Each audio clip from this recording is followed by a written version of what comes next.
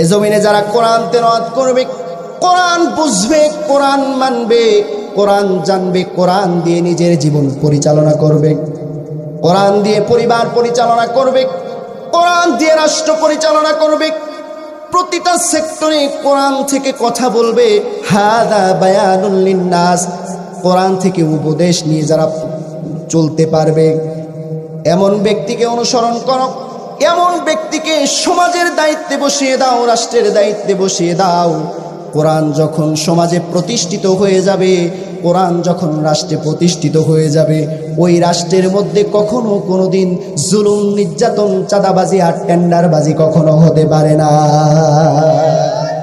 ঠিক কিনা বলেন? এখন আসুন, কেমন শাসক, কেমন সৎ লোক আমাদের প্রয়োজন, কেমন নেতা আমরা নির্বাচন করব। নেতা ছিলেন সাঈদ বিন আমির রাদিয়াল্লাহু তাআলা আনহু। সাঈদ ইবনে আমির রাদিয়াল্লাহু তাআলা আনহু হিমসের গভর্নর, সোনালী যুগ, ইসলামের দ্বিতীয় খলিফা, খলিফাতুল মুসলিমিন, আমিরুল মুমিনিন হযরতে ওমর ফারুক রাদিয়াল্লাহু তাআলা আনহু খেলাফতের চেয়ারে অধিষ্ঠিত বসা। সেই সময় হিমসের গভর্নর হিসেবে সাঈদ বিন আমির রাদিয়াল্লাহু তাআলা আনহুকে আমির নিযুক্ত করলেন। 6 মাস যেতে না যেতেই হিমসের জনগণ এসে খলিফাতুল মুসলিমিন, আমিরুল মুমিনিন হযরত ওমর ফারুক রাদিয়াল্লাহু তাআলা আনহুর কাছে বিচার দিলেন, ইয়া আমিরুল মুমিনিন, কেমন নেতা, কেমন আমির আমাদেরকে পাঠিয়েছেন? এ আমির প্রতিদিন অফিসে দেরি করে করে আসে। হযরত ওমর ফারুক রাদিয়াল্লাহু তাআলা আনহু বলেন, আর কি অভিযোগ বলো? এমন নেতা পাঠিয়েছেন, প্রতিদিন অফিসে আসার পরে মৃগী রোগের মতো অজ্ঞান হয়ে হয়ে পড়ে যায়, হুঁশ থাকে না তার। আর কি অভিযোগ বলো? আর একটা অভিযোগ হলো, সন্ধ্যাবেলা যখন তাকে তালাশ করা হয় বা এশারের পরে আমরা কোনো যদি কাজ নিয়ে তার কাছে যাই, তখন আর আমাদের কোনো ডাকে সাড়া দেন না, কোনো কথা শোনেন না। আর কি অভিযোগ বলো? আর একটা অভিযোগ হলো, তিনি সপ্তাহে 1 দিন করে অফিসে আসেন না। এবার আমিরুল মুমিনিন হযরত ওমর ফারুক রাদিয়াল্লাহু তাআলা আনহু সমস্ত অভিযোগকে যৌক্তিক মনে হলো। যৌক্তিক মনে হওয়ার পরে জনগণকে জানিয়ে দিলেন, হিমসের জনগণ, চলে যাও, সাঈদ বিন আমিরকে আমি তলব করব, জরুরি তলব করা হলো, জরুরি তলব। সাঈদ বিন আমির রাদিয়াল্লাহু তাআলা আনহু খলিফাতুল মুসলিমিন, আমিরুল মুমিনিন হযরতে ওমর ফারুক রাদিয়াল্লাহু তাআলা আনহুর দরবারে আসলেন। আমিরুল মুমিনিন হযরতে ওমর ফারুক রাদিয়াল্লাহু তাআলা আনহু ডাক দিয়ে বললেন, সাঈদ, আমি তোমাকে হিমসের গভর্নর হিসেবে প্রেরণ করেছি। 6 মাস যেতে না যেতেই জনগণ তোমার বিরুদ্ধে 4টা অভিযোগ করেছে। এই অভিযোগ। সাঈদ বিন আমির রাদিয়াল্লাহু তাআলা আনহু অভিযোগগুলো শোনার পরে ডাক দিয়া বললেন, ইয়া আমিরুল মুমিনিন, যে 4টা অভিযোগ আমার জনগণ করেছে, এই 4টা অভিযোগের সম্পূর্ণ জবাব আমি সুন্দরভাবে দিতে পারবো। 1 নম্বর অভিযোগ হলো, ইয়া আমিরুল মুমিনিন, আমি প্রতিদিন অফিসে দেরি করে আসি, তার কারণ হলো আমি এত বড় হিমস নামক প্রদেশের গভর্নর হতে পারি, কিন্তু আমিরুল মুমিনিন, আমার সন্তান, আমার পরিবারটা বড্ড বড়, কোনো দাসী নাই, কোনো কাজের লোক নাই। সন্তানদের খাবার বা সমস্ত কিছু জোগাড় করতে আমার স্ত্রীটা হিমশিম খেয়ে যায়। সকালবেলা আমি স্ত্রীর কাজে সহযোগিতা করে সুন্দর করে সব কিছু কমপ্লিট করে অফিসে আসতে আমার দেরি হয়ে যায়, এজন্য আমি অফিসে আসতে দেরি হয়ে যায়। 2 নাম্বার অভিযোগ হলো, ইয়া আমিরুল মুমিনিন, আমার জনগণ অভিযোগ করেছে আমি সপ্তাহে 1 দিন অফিসে আসি না, তার কারণ হলো এই শিক্ষা আমি আপনার কাছে পেয়েছি। আমিরুল মুমিনিন, আমি দেখেছি একটা পোশাকে আপনি গোটা রাজ্য চালিয়েছেন, অর্ধ জাহান শাসন করেছেন। ঠিক তেমনিভাবে আমিরুল মুমিনিন, আমার একটি পোশাক ছাড়া আর কোনো পোশাক নাই। ওই পোশাকটা আমি একটা সপ্তাহ পরিধান করার পরে জনগণের জন্য যখন আমি বের হয়ে যাই, একটা সপ্তাহ চলে যাওয়ার পরে আমি ওই পোশাকটা ধুয়ে দেই সুন্দর করে। ধুয়ে দিয়ে কোনো রকম কোনো চাদর দিয়া, একটুখানি টুকরা কাপড় দিয়ে আমার সতরটা ঢেকে কোনো মতো দিনটা পার করি।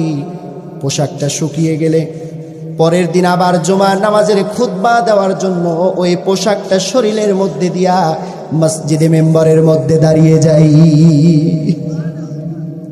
এ কথাগুলো শোনার সঙ্গে সঙ্গে অর্ধজাহানের খলিফাতুল মুসলিমিন হযরত ওমর ফারুক রাদিয়াল্লাহু তাআলা আনহু চোখের কোনা বেয়ে বেয়ে টপ টপ টপ টপ করে পানি পড়ে, আর বলে, আমি কার বিরুদ্ধে অভিযোগ নিলাম, কার বিরুদ্ধে অভিযোগ নিয়েছি? দেখি তো আমার সাইদ আমার চাইতেও আরো ভালো। ইয়া আমিরুল মুমিনিন, 3 নাম্বার অভিযোগ হলো, আমার জনগণ আপনার কাছে অভিযোগ করেছে, রাত্রেবেলায় শাহ নামাজের পরে আমি আর কোনো কারো অভিযোগ শুনি না। আমিরুল মুমিনিন, সারাদিন জনগণের কাজে নিয়োজিত থাকি, সারাদিন জনগণের পাশে দাঁড়িয়ে জনগণের খেদমত করার চেষ্টা করি। রাত্রি যখন হয়ে যায়, রাত্রি হয়ে যাওয়ার সঙ্গে সঙ্গে এশারের নামাজ আদায় করে আমি আর কোথাও দেরি করি না, সরাসরি বাড়িতে চলে যাই। বাড়িতে যাওয়ার পরে কোনো রকম কিছু খানা পিনা করি। খানা খাওয়ার সঙ্গে সঙ্গে তড়িঘড়ি করে ওযু বানিয়ে যায় নামাজে মুসল্লার মধ্যে দাঁড়িয়ে যাই। সারা রাত আল্লাহর সঙ্গে প্রেমের আলাপন করি। এই রাত কি কেটে যাবে ঘুমে অলসি, এই রাত কি কেটে যাবে ঘুমে অলসি, তুমি কি জানবে না তোমার নিজেকে প্রভুকে, এই রাত কি কেটে যাবে ঘুমে অলসি। প্রাণপ্রিয় গাজীপুরবাসী, সাঈদ বিন আমির রাদিয়াল্লাহু তাআলা আনহু এবার 4 নম্বরে ডাক দিয়া বলে, আমিরুল মুমিনিন, 4 নাম্বার অভিযোগ আমার জনগণ করেছে। 4 নাম্বার অভিযোগ হলো, আমি অফিসের মধ্যে গিয়া মাঝে মাঝে আপসেট হয়ে যায়, মৃগী রোগের মতো অজ্ঞান হয়ে যায়। এমন একটি অভিযোগ করেছে। আমি অঝোর নয়ের কান্না করে আর ডাক দিয়া বলে, আমিরুল মুমিনিন, এমন একটি অভিযোগ করেছে। হযরতে ওমর ফারুক রাদিয়াল্লাহু তাআলা আনহু 2 চোখ বেয়ে বেয়ে পানি পড়ে আর ডাক দিয়া বলে, সাঈদ রে, কি এমন কথা যেটা তোমার মনে পড়ে গেলে তুমি কান্না করো, আপসেট হয়ে যাও, জানতে চাই। সাঈদ বিন আমির রাদিয়াল্লাহু তাআলা আনহু বলে, ইয়া আমিরুল মুমিনিন, এমন একটি কথা মনে পড়ে গেলে আমি আপসেট হয়ে যাই, যার কথা মনে করলে স্বয়ং আমি নয়, মুহাম্মাদুর রাসূলুল্লাহ সাল্লাল্লাহু আলাইহি ওয়াসাল্লাম কান্না করে দিতেন। ইয়া আমিরুল মুমিনিন, হযরত খুবাইব রাদিয়াল্লাহু তাআলা আনহু কথা মনে পড়লে আমি আপসেট হয়ে যাই। এমন একজন সাহাবী ছিলেন যার কথা মনে করে আমার নবীও কান্না করতেন। আমিরুল মুমিনিন, আমি তখন কুফরি হালতে ছিলাম, দিন কি জিনিস সেটা আমি বুঝতাম না। ওগো আমিরুল মুমিনিন, খুবাইব রাদিয়াল্লাহু তাআলা আনহুকে মক্কার কাফেরেরা গ্রেফতার করে তাকে মদিনা থেকে মক্কায় নিয়ে জেলখানার মধ্যে বন্দী করে দিল, খাবার বন্ধ করে দিল, কোনো খাবার নাই, নির্যাতন চালাতে শুরু করলো। তার খাবার বন্ধ করে দেওয়া হলো, জেলখানায় আটক করা হলো। আর আমাকে দায়িত্ব দেওয়া হলো কোনো প্রকার খাবার যেন খোবাইবকে না দেওয়া হয়। এ করুণ দৃশ্য আমি নিজে চোখে দেখেছি। খোবাইব জেলখানার মধ্যে বন্দি, কোনো প্রকার খাবার দেওয়া হয় না, কোনো পানিও দেওয়া হয় না। ইয়া আমিরুল মুমিনিন, গভীর রজনী যখন হয়ে গিয়েছে আমি লক্ষ্য করে দেখেছি খোবাইব সারা রাত জায়নামাজে দাঁড়িয়ে দাঁড়িয়ে আল্লাহর সঙ্গে প্রেমের আলাপন করতেন। তাহাজ্জুদের সময়ে কে যেন সিজদায় থেকে ওঠা মাত্র দেখেছি টসটসা আঙ্গুরের সরাগুলা যেন খোবাইবের মুখের সামনে ধরে। ইয়া আমিরুল মুমিনিন, কিছুদিন পার হয়ে যাওয়ার পরে ওই ব্যক্তি, ওই যে খোবাইব রাদিয়াল্লাহু তাআলা আনহুকে যখন কাফেরেরা দেখতে আসলো আর দেখে খাবার বন্ধ করাতেও কিছু হয় না, খোবাইব তো আরো সুন্দর চেহারার অধিকারী হয়ে যায়। আর কোনো দেরি নয়, খোবাইবকে সুরে চড়িয়ে হত্যা করার পরিকল্পনা চলে আসলো, শহীদ করে দেওয়ার পরিকল্পনা চলে আসলো। আমিরুল মুমিনিন, কিছু সংখ্যক কাফের নেতা এসে জিজ্ঞাসা করলো, খোবাইব রে, শেষ তোমার কি ইচ্ছা তুমি বলো, তোমার ইচ্ছাটা কি একবার বলো। খোবাইব রাদিয়াল্লাহু তাআলা আনহু কোনো কথা বললেন না, পরিবারের সঙ্গে দেখা করতে চাইলেন না, একবার পেট ভরে খাবারের কথা বললেন না, কোনো কথা নয়। খোবাইব রাদিয়াল্লাহু তাআলা আনহু সরাসরি বললেন, আমাকে একটু ওযুর পানি দাও, আমি যাই নামাজে দাঁড়িয়ে 2 রাকাত নামাজ পড়ে আমি তৈয়ার হয়ে যাব।